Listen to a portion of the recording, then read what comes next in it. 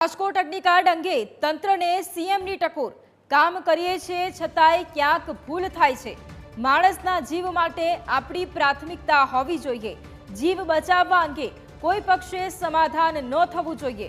અધિકારી હોય કે પદાધિકારી, કોઈ પક્ષે બેદરકારી ન હોવી જોઈએ। ગેમ ઝોન માટે નવી એસઓપી બનાવી દીધી છે। પ્રજાના સૂચનોને પણ પ્રાથમિકતા આપવામાં આવશે। આવી ઘટના ફરી ન બને તેનું ધ્યાન રાખવું પડશે તેવું પણ સીએમએ ઉમેર્યું। રાજકોટની બીના બન્યા પછી આપણને એમ થાય કે ભાઈ આટલું બધું કામ કરીએ છીએ છતાંય ક્યાં ને ક્યાંક આપણી ભૂલ થાય છે। કેવી રીતે થાય છે કે ભાઈ આજે સૌથી પહેલી પ્રાયોરિટી એ આપણી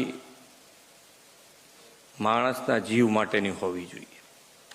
એમાં કોઈ જાતનું સમાધાન કોઈ પક્ષે, અધિકારી હોય કે પદાધિકારી હોય, બેમાંથી કોઈ પક્ષે સમાધાન ન થવું જોઈએ, તો જ આનાથી નીકળાશે આપણા।